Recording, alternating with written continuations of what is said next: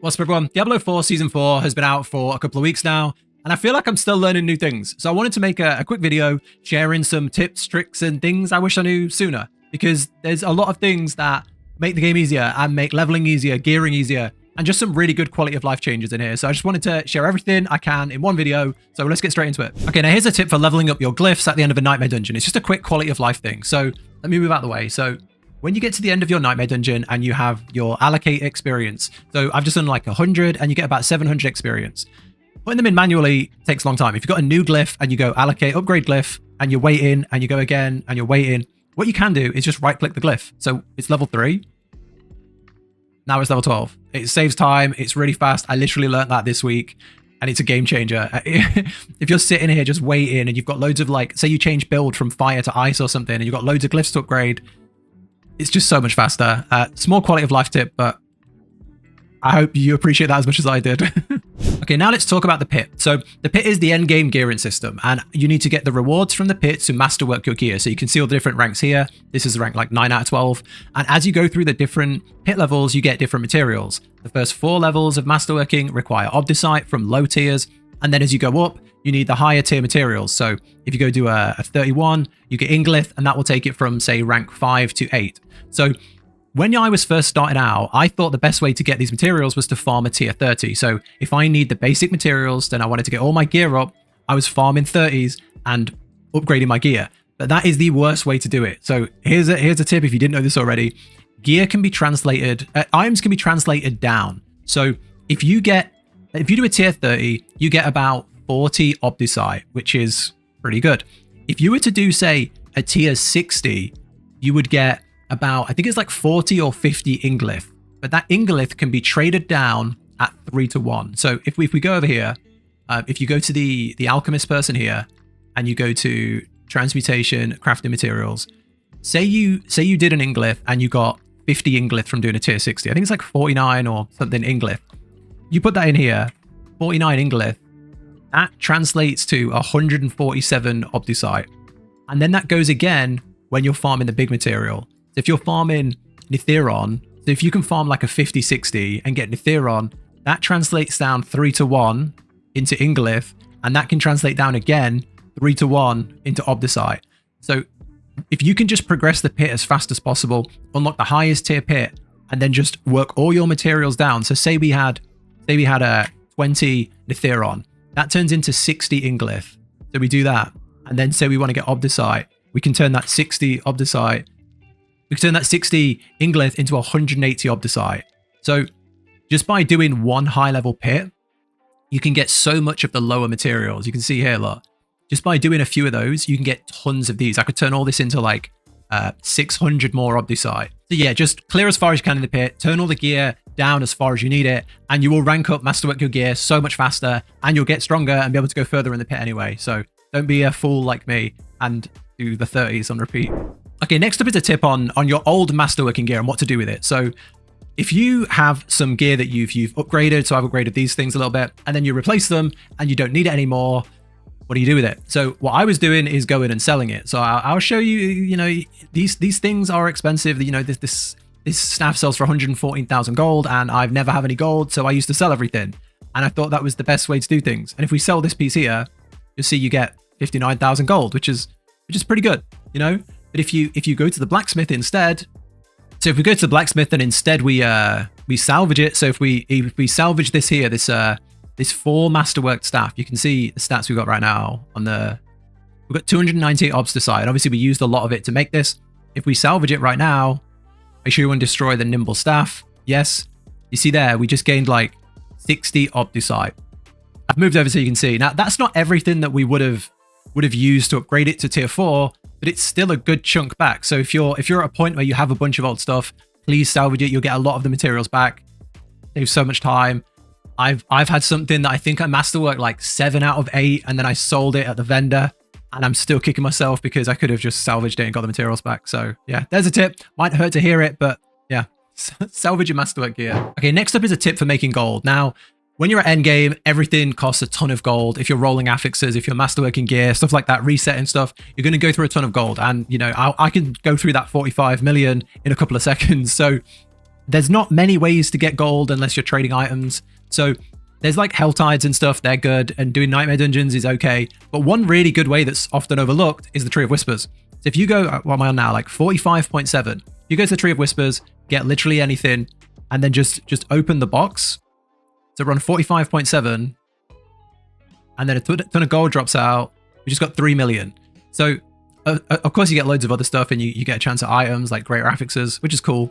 But yeah, 3 million for doing one Tree of Whispers is pretty good. And there's some really easy Tree of Whispers on the map. One good tip is whenever you're in a Hell Tide, do every single Tree of Whispers. If you were to go into that Hell Tide right now, 3, 6, 7, 8, 9, 10, that's a full Whisper tree completed right there. So that's 3 million while you're doing your Hell Tide, and you're actually farming your gold and your items in there as well. And then just try and get any easy wins you can get on here. There's certain things that I always try and do. So like if you ever have one with a harvest, the harvest is 3 Grim Favors, and that's normally anything that you defeat in that area will drop a moat, and you go hand it in there. So if you go and do say those 2, you'll also finish that one at the same time. You'll get the things to finish that one at the same time. The PvP zone ones are pretty good as well. You always get 5 for beating the Soothing Abomination, but you have the chance of being PvP'd. So yeah, there's some easy wins here. Unfortunately, the thing we want to be doing, which is, the pit, is probably the worst way of earning gold. So definitely try and get these whispers done as you're doing your daily things, as you're, fighting the world boss, things like that. Try and get whisper trees completed and hand them in, because it's a really good source of good endgame gold. Okay, next up is Obols or Oobles. And if you played any other season of Diablo 4, these were kind of worthless. So you didn't really care about them, but now they're incredible. And there's 2 really good things that you can do with these Obols now that I want to talk about. So one is when you're going through different world tiers. So when you go from world tier 2 to world tier 3, you need to upgrade from normal gear to sacred gear. When you go from 3 to 4, you need to upgrade from sacred to ancestral. And if you come to the Obol person as soon as you get into that tier and just buy a full set of gear, you'll have a full set of sacred or ancestral gear. So the second you get into that thing, just literally, I just come in and I go staff, cap, chest, gloves, boots, and I have a full set of, say, ancestral. And then as soon as you walk into, say, the Hell Tide, you're not getting just destroyed because you're in sacred gear. So that's something really worth doing. The other thing is you should use this for fishing for greater aspects. Say you're looking for a really good greater affix, like a really good item. So say like this has got 1 greater affix on, this has got 1 on. Say you had one that wasn't very good. So I've got this, it's got nothing. My hands have got nothing on. Say I was looking for some greater affixes on my hands to upgrade it, or on the helmet. You would just go on it and you would just spam them. Just spam them. There you go. Greater affix. It's a trash one, so we're gonna get rid of it. But it's a really good way to just, if you're looking for a certain thing with the greater affix, just spam them out. And hopefully you'll get a few greater affixes. There you go, another one there. Lucky hit chance. Maybe there's a use for that at some point. But yeah, that's something I do like whenever I'm trying to upgrade a certain thing. So yeah, Oobles actually really useful this season. Don't sleep on them. Definitely don't cap out like you do in other seasons and just pretend they don't exist. Really useful stuff. Okay, now let's talk about Uber Uniques. Uber Uniques are the biggest chase item in the whole of Diablo 4. They are the greatest thing you can find in the game. And some, like say the Harlequin's Crest, is so good it's almost the best in slot for most builds. Some are incredibly strong, and they are very hard to get. They have like a very small % drop chance off of like the end game bosses, or you can find them in like Hell Ties and stuff at a really low % drop chance. So they're hard to get, and some of you might go an entire season without getting a single one.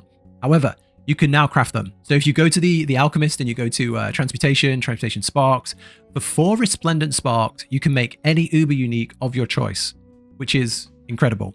So how do you get the Uber Uniques? One is to finish the seasonal seasonal journey for the Iron Wolves. If you go to the Iron Wolves and you finish their journey, you can get a Resplendent Spark. So what some people are doing is they're making new characters, getting them all the way to the max level, getting all the way through the seasonal journey, and getting these Resplendent Sparks again. So that's one way to get them. Another way is the first time you kill a Tormented boss, like the level 200 super strong Tormented bosses, you get a Spark, which is fantastic. And the final way is to salvage a current Uber Unique. So that's another way to get them. And then I believe you also get one for defeating Uber Lilith, but that's very challenging. That's a very hard boss, especially for most builds. So if you were trying to get your first Uber Unique and you need 4 Resplendent Sparks, here's how I would do it. 1, your first character, get it to max level, get it through all the Iron Wolves journey, so you get all of the all of the ranks, get to the end and get your first Resplendent Spark, then go beat a Tormented boss. I would say Grigor and Vishan are much easier than some of the others. I would say doing those on Tormented is fairly easy compared to some of the others. Just my opinion though. That'll get you your second one. And then either level alts and get those through the seasonal journey, the Iron Wolves journey, or go and farm for Ubers. And that sounds crazy, but it's not that crazy. What you can do is you can go and fight. You can use your, I don't have any on me. You can use your resources to go and fight the bosses, and you can just go with friends maybe and just fight the bosses on repeat. Like go in, fight the boss, then do this like G, leave dungeon, reset, and then you leave the dungeon, you go here, you reset the dungeon, and you walk straight back in. And you can just do the dungeon on repeat, on repeat, on repeat. That has a good chance, like something like Duriel. If you just do Duriel over and over and over again, that has a fairly good chance. Another thing you can do is go into a Helltide and just sit at the thing where you put the 3 things in the pedestals and summon the boss. You can do that on repeat and just get gear after gear after gear. And with all that gear, you're going to have a higher chance of getting a noob unique because you're getting so much gear. You'll obviously see a lot of uniques dropping there as well. But yeah, that's it really. I just wanted to cover some, you know, some tips, some tricks, some quality of life things, and some mistakes I've made that hopefully you don't make. But that's it. There were just random things, nothing specific, just a bunch of random stuff that I just wanted to talk about. Hopefully it helped. Hopefully you learned something. If you have anything else, let people know down below. Let's try and like share your knowledge. If you're hoarding any secrets that really help end game, mid game leveling, anything like that, share them with other people. That would be really, really helpful. And I'll probably not know a lot of them. So yeah, that'd be great. But that's it for this video. If it's helped, consider subscribing to the channel. I make a ton of Diablo 4 guides, other MMOs, RPGs, things like that. But I'm doing a lot of Diablo 4 stuff. So if you want to see more guides like that, do subscribe for more. But that's it from me. Take care, and I'll catch you in the next one.